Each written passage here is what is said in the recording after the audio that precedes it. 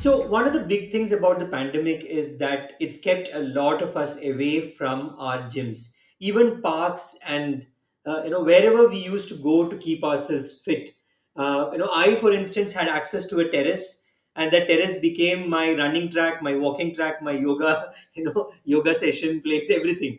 Yeah, but a lot of people also use the pandemic to sort of discover virtual fitness, or I don't know exactly what to call it, but to talk more about this topic on how you can actually bring in fitness into your home virtually using an app, we have the head of engineering at Cult Fit, a very popular brand in this space. Ankit, welcome to the show.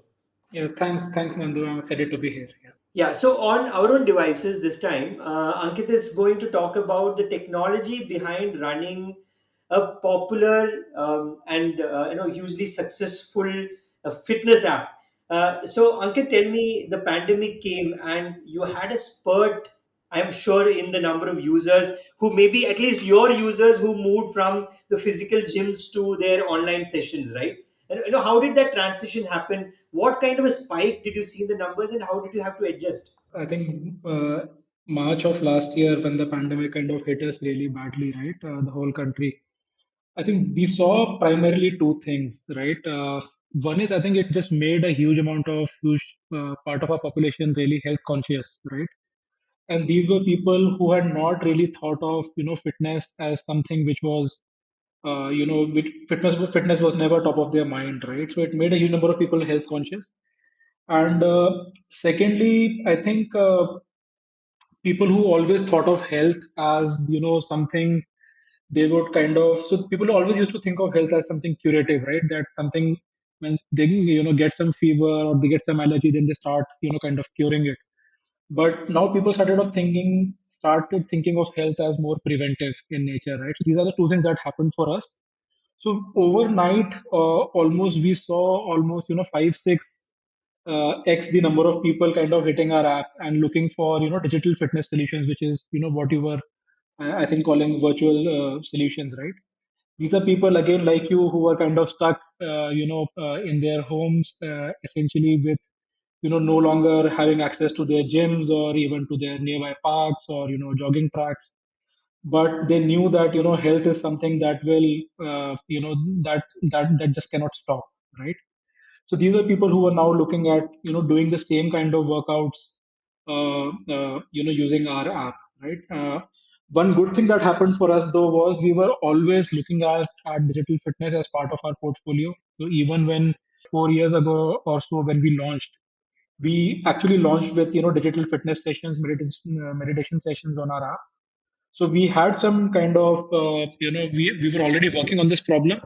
In fact, 5 months before March of last year, so which was, October of 2019, we had launched this product called Live Classes, right? Which was basically people kind of like-minded people kind of coming together, doing these fitness classes in groups, right? So we had already launched in October. So we had kind of 5 months of feedback that we kind of worked on, right? And during March, essentially all of our effort just went into scaling our systems and just making our product really, really, really, really good, right? So that's what we saw. So I remember a week in March when we had to scale our systems to kind of handle 100 times the traffic that we were used to seeing before the pandemic hit us, right? So even though most of our gyms were shut,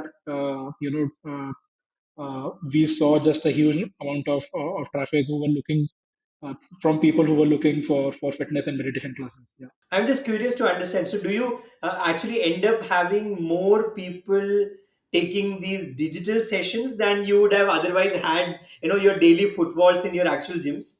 Because the Yeah, access is definitely. much more, not really anything to do. Yeah, definitely. So I think initially when in March, right, what we thought of, okay, we have these customers who are our paying customers who are coming to our gyms. What will they do? How will we engage them? And maybe they'll lose out on their fitness needs. So we initially thought that okay, our digital solution will kind of work for them. What we quickly realized was that there is essentially this huge population or this huge user segment that we were not initially expecting, right? These are people who have real accessibility issues or pricing issues or economic issues, right? And these are people who are looking for good fitness solutions. And so that's what I said that, even though only 70-80% of our users came back from our gyms to into our digital fitness solutions, but more than 5-6 times of that was the user segment that we had never seen before, right? These were basically first time users for us, uh, who because of pandemic just became much more aware of these solutions and these needs, right? And they came to our app and they really loved our live classes. And since then, for the past 2 years, they have been kind of working out with us, right? And with different formats, right? And I think one thing that you also mentioned, right? Essentially, if you look at digital fitness as a format, it's actually pretty superior to a traditional format of working out in gyms, right? It's first of all, it's just super convenient. You can work out at your own time. You don't have to worry about traffic. You don't have to worry about office. Whenever you have let's say even half an hour free or 1 hour free, whether that happens at 6 o'clock in the morning, or 2 o'clock in the afternoon, or 10 o'clock in the night, you can still do that. You can also work out in fully comfortable surroundings, right? You don't have to worry about how you look, or whether people around you are more advanced than you or not. You can do it at your own pace, at your own intensity. And we are just seeing these trends at a global level, not even in India, right? So I think globally we are seeing that a lot of people are now working out at home, and we saw the same thing in India as well. In fact, I just saw somebody last week, down in the park at my society doing his weight training, with a phone in front of him. He had kept all his weights in Yeah. front of the grass, in the grass, and he was weight training with the phone in front of him. So these are, all very different new user behaviors that we are seeing. Do you think this is also going to stick for a longer term now that and coming back to the gyms might not be really an option, or even a requirement for a lot of people? Actually, we are seeing a mixed response there, Nandu. Basically, we are seeing, first of all, a lot of people who have started this journey this way, right? So there are a lot of people who have started fitness for the first time in their life, and they started it completely digitally. They continue to kind of, work out this way. But what we are also seeing is, once the unlock happened, and we also started our gyms again, right? Most of our user base who is still in the same cities that we are in is actually back into our gyms, right? And what we have kind of found is, when we talk to them, is for them, coming to a gym or coming to our fitness centers is more than just working out, right? It's an experience. It's like you don't just go to a restaurant to just eat food, right? You go for an experience, right? So people really love coming to cult or any other gym, because it's part of a much bigger experience. They talk to people who are like-minded. They like the ambience, which is full of energy. And these are some things that you'll probably not get at home, right? So you get the convenience part of it, you get the functional part of fitness at home, but you don't get that experience that you can get in these kind of centers with world class equipment. So we are seeing both the macro patterns. One is people who are starting their journey this way, they continue to be on this journey. But a lot of people who were our regular customers, they are actually back into our gyms, and they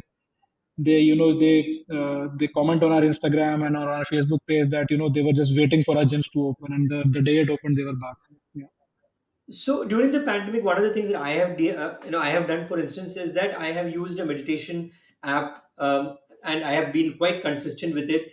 And the best thing about using a personalized meditation app is that it is truly personalized. It is looking at your behavior, how you are taking it, and then it is customizing it. I'm sure Mhm. Culfit is also doing similar things, right? But then Yeah. you have to do it at a much bigger scale with a variety of different kinds of users, regimens. So how do you manage that? Is that a huge technological challenge? Yeah, it is. It is. But I think personalization today, right, in any tech industry, not just fitness, is now almost table stakes, right?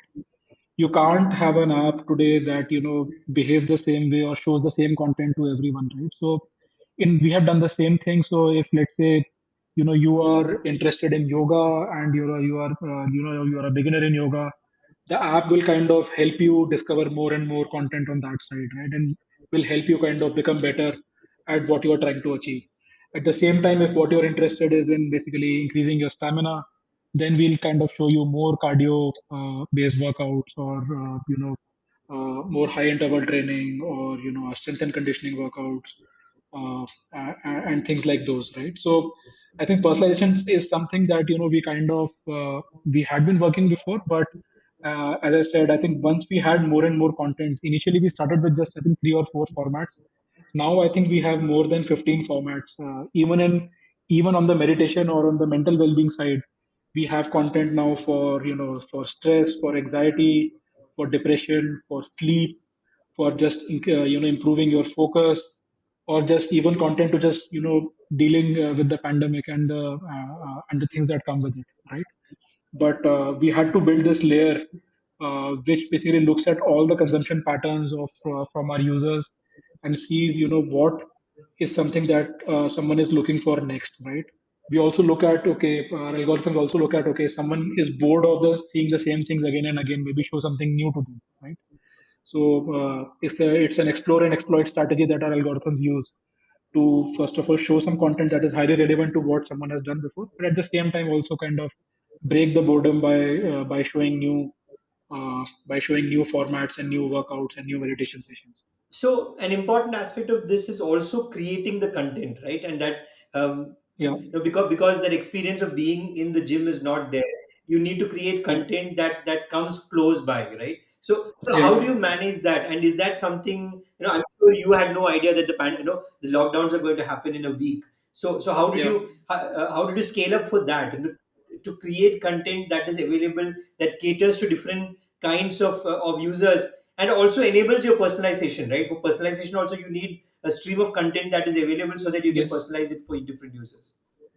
Yes, yes, yes. I think overnight we had to kind of scale up our studios, right? So earlier, as I said, even though we had launched, but we were working at a smaller scale. We had a small studio. We had to then kind of quickly scale up our recording machinery, our production machinery, our editing machinery, everything, right? Essentially, at the end of the day, even though they are fitness sessions, but at the end of the day, it is content, right? At the same time, we also started with real-time classes, right? So if you go on the app today, you will also see fully interactive classes where people can talk to each other, talk to the trainer. Trainer also kind of congratulate someone coming for the first time or reaching some milestone. That has its own technical challenges, right? So all of this, I think we internally in the company, we almost had to undergo a pivot, right? Which is basically move a lot of our efforts from our existing projects to just doing things more and more digitally, right? And we have only talked about fitness till now, right? We are also into wellness, into doctor consultations, into nutrition counseling, into mental therapy. All of them actually overnight had to move to a digital way of consumption, right? So we had to scale up our teleconsultation efforts. Again, all the streaming capabilities we had to build, scaling up of systems. Yeah, so we had to do that. But one good thing that happened was we were always strong technically.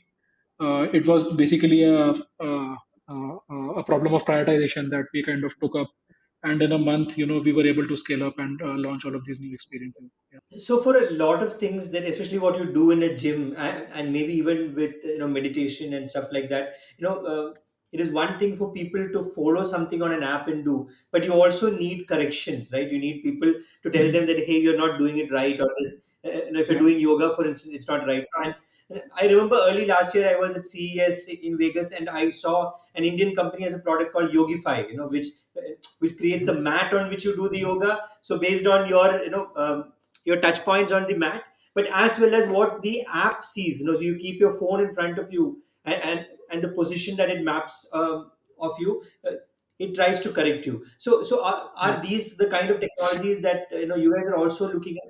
Yes, yes, yes. So there is a huge effort undergoing. In fact, we just launched it a couple of weeks back, which we internally called a AI trainer, right?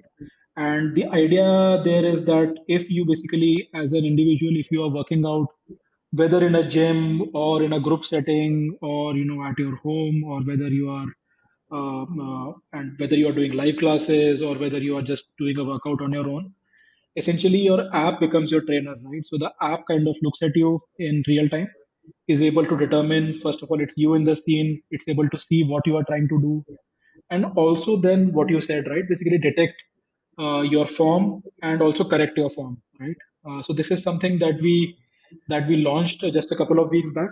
Right now, it's in a very limited capacity. So what it does essentially is first of all create a workout plan for you, right? That is a very big problem in fitness, right?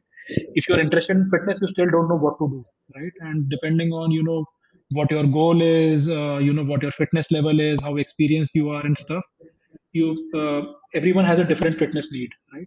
So our app essentially, or the AI trainer feature inside the app essentially asks you a bunch of questions initially, and based on what you answered, creates a personalized plan, right? And this is basically based on a lot of experience that we have in the fitness field, but also we have machine learning on top of the data that we have seen from a lot of experiments that we have done, right?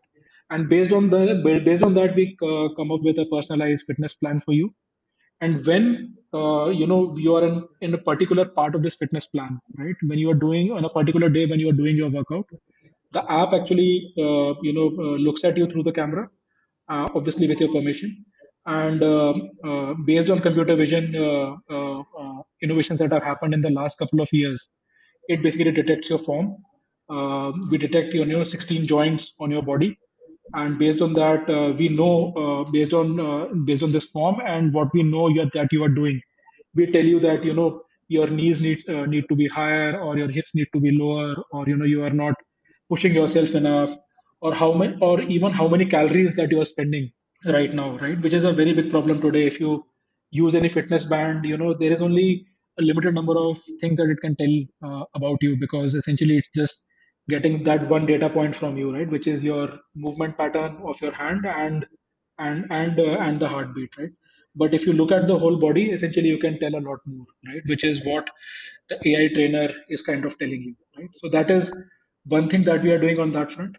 The second thing that we are doing is we are also looking at connected fitness hardware, right? So this is a trend that we are seeing globally, right? You would have heard of Peloton and Mirror and a lot of these devices, and obviously it started with all of these fitness bands with Fitbit and others, but now it's becoming more and more kind of sophisticated, right? So the idea there is that can we actually augment an individual's workout if they're working out at home with some smart hardware, whether it could be smart dumbbells or a smart bike, and can we actually get more sensory data from someone's workout and make their workout more and more personalized and more engaging, right? And both on both of these fronts, on the AI trainer front and on the fitness hardware front, we have also acquired a couple of companies. You would have heard we acquired a company called Onyx, which have their own app on the App Store right now. It was the number one app in the fitness and health space in US for the longest time. And on the fitness hardware side, also we have acquired a company called Tread, which is right now which will be rolling out their smart bikes very soon in a month or two, right? So, but yeah, we believe very strongly that tech uh, has a huge role to play in at home fitness, which itself is probably the next big thing in fitness, right? So yeah, that's how we are connecting these things. Yeah. So, a big part of bringing in, technology into anything is also the kind of data that it throws up, right? And in the past year, with the spike in users working out online, has your views on a lot of things changed? Have you got these new insights? Have you seen these very interesting trends come out, like on how users are interacting with your app and how they're keeping themselves fit? Like, is there any interesting insight that you would like to share? I think first of all, we what we are also seeing is, first of all, I think it now in hindsight it seems very easy, but I think every user is just very different, right? So like earlier we used to, as a company, we used to think of, okay, these are the three cohorts of people or five cohorts of people, and we used to have solutions for these, right? Now what we are seeing is that everyone is very different and it's highly unpredictable as well, right? I might be someone who works out daily in the morning, but at the same time, sometimes I do I might be doing yoga every day in the morning, but sometimes I might do dance in the evening and stuff, right? So what we are now seeing is that we can't just look at people in these segments, right? There are a huge number of signals that we have now started looking at. We earlier used to just look at format. Now we look at, okay, what is the duration that someone wants to work out in? What is the duration when it comes to weekdays versus weekends, versus morning versus evening? Similarly, when does someone would like to do rest? So now all of these calculations we do at a user level, right, rather than at a segment level or at a market level, right? And this is something that has completely changed the way we do engineering today, right? Earlier it was highly rule driven kind of an engineering that, okay, this person belongs to this segment, so do this, do that, right? Now it's pure machine learning, right? Basically every user has, almost 40 or 50 signals coming in, and based on, what we have seen from other users, we kind of recommend different things. I talked about AI trainer, so the AI trainer changes their plan differently, but that is the biggest insight, at least for me as a techie, that has come out, which is in fitness space. It's highly fragmented. It's not like, any other company which is into, let's say, e-commerce or, something else, where typically you can kind of, within, 8 or 10 segments, you can kind of cover 90% of your user base. It's very different in fitness. So is this learning also going to change how you would tackle the offline space, or how you would interact with your consumers, in physical gyms and other centers? Yeah, definitely. In fact, the AI trainer that we have launched is for a physical space to begin with. So if you are interested in working out in a gym, AI trainer creates a plan completely which is tailor made for you. But I think, having said that, physical space also has its own constraints. If there are, let's say 100 people coming to a cult center, it's very difficult to give 100 different classes to them. But what we are trying to experiment is, try to actually, before the class, actually before a cult class actually happens, we are trying to see, what are the needs of our different users, right? And who are beginners, who are not beginners but beginner to this particular fitness format, who are coming after a long time, they were, regular before. We also now started asking people, if someone has any particular injury, how can we kind of make the workout better for them. So yeah, definitely we are trying to now personalize a lot more. It's easier. First of all, it's easiest in a completely digital setting, because everyone is looking at a different screen. Compared to that, it's slightly easier in a traditional gym, because there are everyone still works out alone in a traditional gym with a different kind of a machine and a different setup. So you can tell them to do different things with different intensities. It's slightly tough in a cult center where, 30 people actually come together at the same time and work out with with a trainer in the same class, right? But that is where we are now trying to add more screens inside the centers as well, right? And the idea there is that, obviously there is a trainer who kind of, motivates you, corrects your form, and does all of those things. But can we also tailor make that, 1 hour for an individual inside that class, where they look at a screen, at a big screen, and work out in front of it, right? So that is something that we are experimenting on, and hopefully in just a couple of weeks we should be able to launch that class in our first center in Bangalore, and then kind of scale it up. Yeah. So one last question, Ankit, before we leave. So do people Yeah. also cheat when they are doing the digital sessions? Yeah, definitely they do. I think that's part of the experience as well. I think that's how in real life people cheat on their meals, they cheat on their workouts. They also do that in the digital sessions, because in the digital sessions, we also have this gamification feature, where we have these leaderboards. We give them a rank, which people can boast off on social media and stuff like that.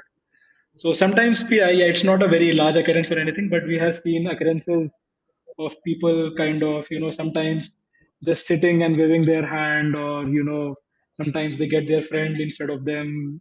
Sometimes there are two people working out instead of just one. So there, it starts by, just as a fun thing. But as long as, people are working out, they're moving, their body, we are still happy, right? Because the end goal is just to be fit finally at the end of the day. So yeah, we definitely see some things like those, but I think that we don't mind that at all. Yeah.